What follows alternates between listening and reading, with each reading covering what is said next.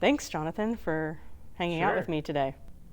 So you have been our lead matchmaker here at Wayfinding for a couple of years. Maybe tell us a little bit about why you were interested in the role in the first place and why you do it. My why in general comes down to the power of connection. I really fully, wholeheartedly believe in the power of connection, and everything I do comes back to that. And I really believe that all of us, all humans, really, really deeply need human connection with other people, connection with ourselves, connection with something bigger than us. And I think now more than ever, especially, that's what we all need, is more authentic connection, real connection. And so that's why I do what I do, and that's why I'm here. So, you're constantly making all these new connections. What would you say are what are the questions or topics that come up most these days? Well, obviously, because we're in a pandemic, the first questions people ask are usually related to that. Like, how are you, as a school and as an organization, as a community, how are you dealing with that? How are you adapting, and how are you supporting your students, and how are you, operating safely, and all that sort of thing. And so lots of conversations about that. And usually once I talk through that with people feel a lot better about, people seem pretty grateful that Wayfinding exists and operates the way that it does, in a very small, in-person, intentional way that allows us to keep going even under these sort of circumstances. And so that's the main questions. But then, more general questions that I have a lot of conversations about are about the cost of wayfinding and how we help people make money not a barrier, because that is one of our main goals. And general questions about what the experience of being at wayfinding would be like, and then sort of what comes after wayfinding is often a question too. Of great, once I've come through your program and I have a better idea of who I am and how I want to live my life on purpose, what do I do next? Or what do typical students do next? Do they go into jobs? Do they go to more school? Do they do something else? And so lots of conversations about that. And sometimes that goes towards the question of, will I be able to transfer my credits to a four-year school if I decide I want to get a specific degree? So yeah, that's kind of the main questions, I would say. Nice. I imagine, so at this point you get a lot of practice answering those kinds of questions. Yeah. Knowing you as I do, I'm sure that it's not just you answering questions. I'm sure you're also asking questions of them. Oh, yeah. So what kinds of things do you typically ask of the people that you're talking to in these initial conversations? Sure, yeah. Well, so I see it as really the starting of a relationship, and getting to know the person, not just as a prospective student, but really just trying to get to know who they are and learn a little bit of their story, while also doing the same for them, for Wayfinding and me. And so, I like to ask them, not the very first question, but I like to ask them about what are they passionate about, or what do they like to engage with, in their everyday life, and if they were to come to Wayfinding, what would they really want to dive into and explore? Also, when asking people about what excites them usually makes them excited and makes them more willing to have a deeper, more authentic conversation and get a better idea of who they are and if it feels like a good fit. And so that's usually where I start. And but then I also like to ask people,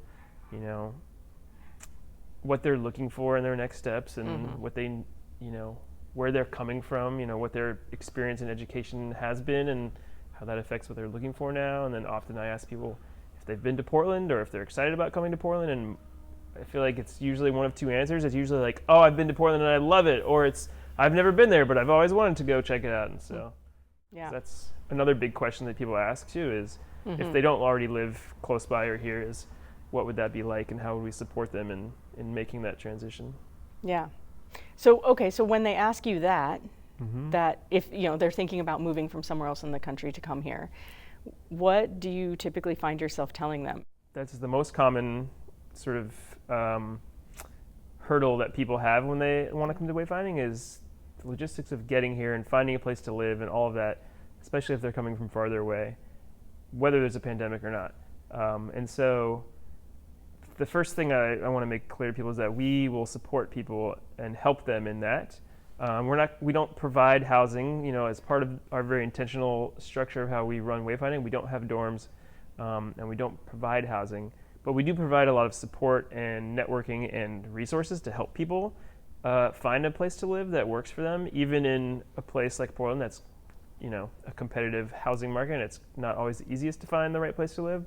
But we have a lot of resources and connections that make that a bit easier for people. And so as soon as people commit to coming to Wayfinding, we plug them into those resources and that network, and we help them find, whether it's an apartment or shared housing in a house or whatever it is that they want when they move here. And we also introduce all of our incoming students and current students to each other so they can live together if they want to. And a lot of our students end up living together. Over the first few years of Wayfinding, we've had a few different unofficial wayfinding houses full of current and past students. And part of our philosophy behind doing it the way we do is because we're for a lot of our students, although not all of our students, we have some students who have got a bit more life experience, but for a lot of them, when they come to Wayfinding, it's their first time living on their own, and part of our mission is to help people to make that transition. Yeah, and that's actually part of the conversation I have a lot of times with people who, especially those folks who are like, I've never moved and lived on my own before. How do I do that? Will you do that for me? And so that's part of the conversation of well, no, we're not going to do it for you, because part of the Wayfinding experience is learning how to be more independent and operate in the world on your own with intention and purpose. And so we support them in that, but intentionally, it's their responsibility to make it happen. It's also consistent with our overall approach about self-directed learning and how you get out of it what you put into it, and that part of that response, we are here to create the conditions for success, but then it's up to the students to take those opportunities when they come and to do all that.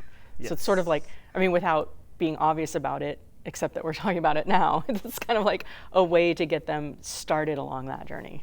Yes, definitely. Yeah. And of course, every student is coming from a different situation and has different experience, and so where we meet them looks different for different people, and which also falls in line with kind of the philosophy of Wayfinding, is to meet people where they are and to support people in the way they need to be supported. And and so there's not sort of a set way we do it, but well, related to that, another way where we meet people where they're at is with the cost, right? With how we approach tuition here. So and it sounds like that comes up early on in a lot of your conversations. Yeah, usually. I think, of course, people want to know how much will this cost me, especially nowadays when there's so much other uncertainty in the world that people want to know, what to expect. And so we're very, I never beat around the bush. I'm never like, oh, well, we'll talk about that later or something, which I feel like people are probably expecting. But, people ask, and I tell them, oh, well, here's our tuition.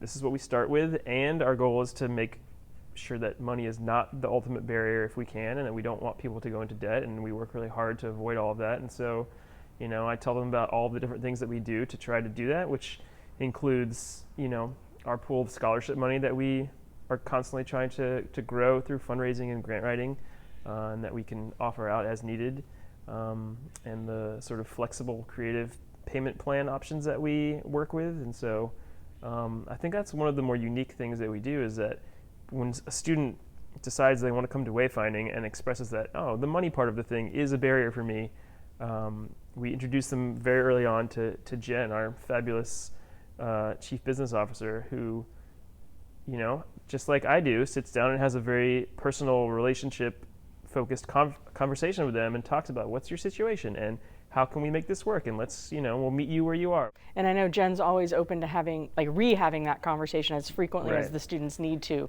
if their situation changes, or their parents, if they've got parents helping pay for it, and that situation changes. So, so for anybody watching this who has no idea what it costs to come to Wayfinding, how much does it cost to come to Wayfinding? Oh, sure, yeah. So our starting tuition, our basic tuition is $11,000 per year. So for the 2-year program, it's $22,000. But that's before scholarships, before any other things taken into account. And one day our dream is maybe we get so many grants and so much fundraising that we have all this money we can just toss out there and everybody can come for free. But unfortunately, in the way our society works right now, that is not the case. But one day. One day. Yeah. So at the moment, some people do come for free. This new free, I guess it's not that new anymore. We've been doing it for 8-9 months or something now. This summer, when social justice, Black Lives Matter, equity, all of these issues sort of bubbled up, and to the forefront of our minds and everyone's minds, we did a lot of internal sort of lifting up, pulling back the curtains and sort of rethinking like how we operate as an organization, because as an organization that is very much focused on equity and social justice in our mission, we wanted to make sure that we were actually not just talking about it or putting it out there, but actually proactively doing it every day. And so we've been taking a lot of steps and actions. The biggest one I think so far, which is the free tuition initiative, which we started in the summer,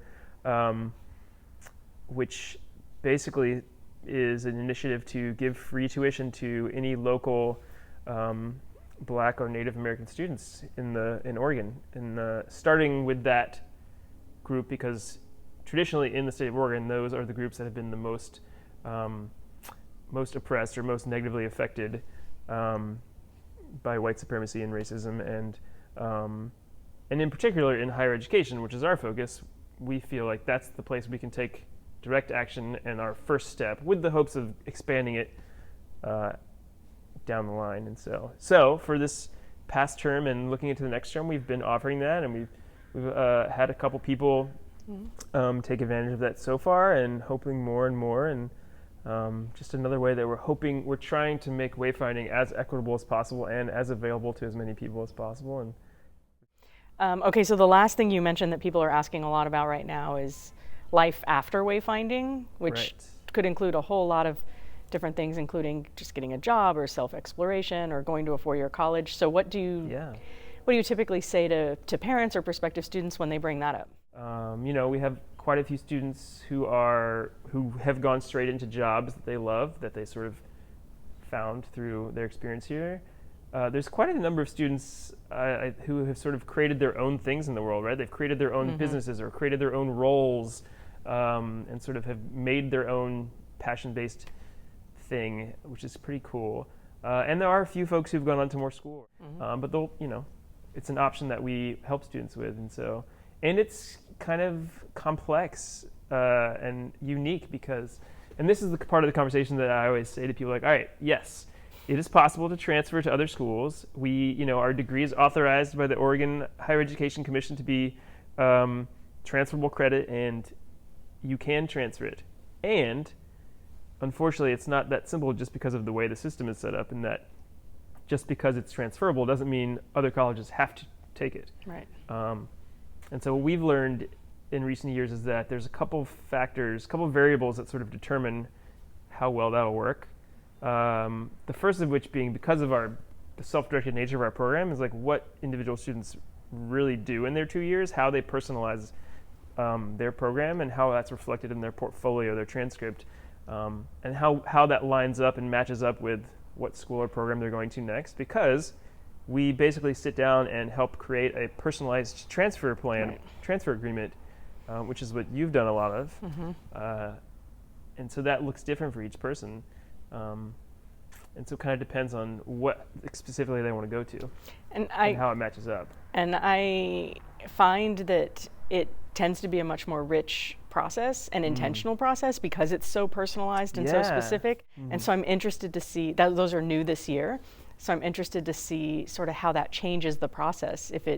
If we still find ways to make it all personalized, even though there's now like a template for like what it looks like to transfer in. And so far those students have all transferred in as juniors. So they get the full 2 years of credit here, and then they have 2 years to do. That's something I sort of built into the conversation with people too, is that, so far we have a few of those in place, and we're working on more. And the more we have of those, and the more we also just the more we're around and established in the higher education community, the easier it'll be for schools that are like, what's this weird little alternative school that does things in a different way? It's like, well, yes, and look at all these partnerships that we have where people are like, it's working. And so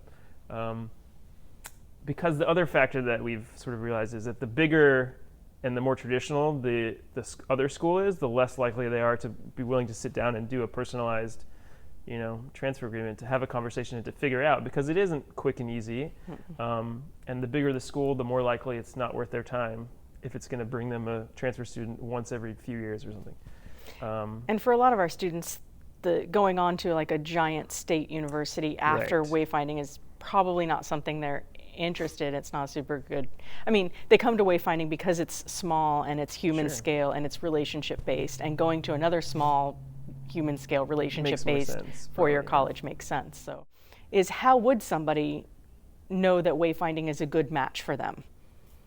Like from That's a their good question. perspective, how do they know that we're what they're looking for? Yeah, that's a good question, because it is hard to say, what are we looking for? What is an ideal? Because we don't have an ideal Right. student. Everybody here is a unique individual, obviously, but there are some common threads that I've noticed in interacting with our students and prospective students. Some things that, I guess it's sort of like characteristics that I think make people more likely to connect and thrive in our community. And that's, so the few things that I think about are somebody who's open-minded.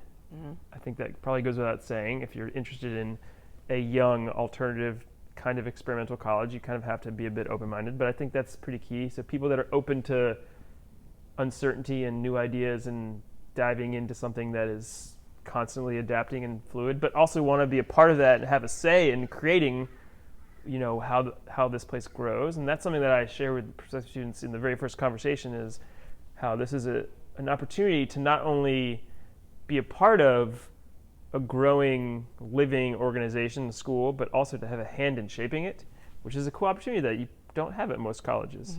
But then also that there is a lot of challenge and frustration and uncertainty that comes with that, because we're often doing things for the first time and figuring them out as we go. And so I think that's another thing that prospective students who are both excited for that opportunity and willing to take the frustration and uncertainty and see it as an opportunity rather than as whatever the opposite of that is. I don't know. Can't Barrier, think of that word. challenge, Yeah, I guess maybe? instead of a barrier or like an anchor that Yeah. will sink them.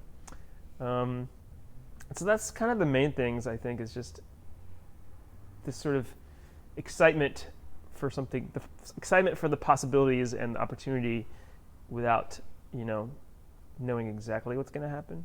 And so that's part of it. I think it's also people that want to make an impact in the world, whether it's through social justice or through education reform or whatever it is. I feel like most people that are attracted to wayfinding and end up thriving here have some, even if it's just a little bit, some drive to, as cheesy as it sounds, make the world a better place, which I think makes a lot of sense, because a lot of, one of the main sort of themes of the wayfinding curriculum is, society and being aware of how you impact the world around you and doing that with intention. And so I think people that already have at least a little sense of that and how they want to do that, or that they want to be more aware of how they impact the world, I Yeah, think it's pretty important too. that's a nice way of answering the question from both directions all at once, right? Of how would you know wayfinding is a place? Like, if that description sounds good to you, then wayfinding is probably a good match for you. Yeah. And you're probably the type of person who we can help Right. support Well, and 'cause can that's the thrive thing here. is it goes both ways, and Right. that's why we call it matchmaking instead Right. of student recruitment, because it has to come from both sides. Like, I don't try to convince people to come here if it doesn't seem like a good fit to them, because then that doesn't really work and it doesn't make sense, because we are such a small, interactive, relationship-based community that everybody kind of has to be here for the same underlying reason, which to me, and maybe this is an oversimplification, but I often tell people that everybody who's here, students, faculty, staff, guides, we're all here for the same reason: to learn and grow and to support other people learning and growing and being the best we can be genuinely. And so, and that's, kind of generalized, and obviously that looks different for different people. But everybody kind of, and that's something I kind of look for when I'm connecting with students, is like, oh, are they really seeking to learn and grow and want to be in a community that supports that, and they will also support other people in that, in whatever way that looks. Yeah, excellent. Thank you for hanging out with me for a while. Sure. I'm going to let you go back to forming new relationships with parents and students and things like Great. that. So if If you would like to have your own personal conversation with Jonathan, you can find him on our website. Most of our website points you to Jonathan. You can email matchmaking@wayfindingacademy.org, or he has a button you can click to put something directly onto his calendar. So please connect with Jonathan if you want to learn more. Thank you so much. Yeah, you're welcome. Thanks for having me. Of course.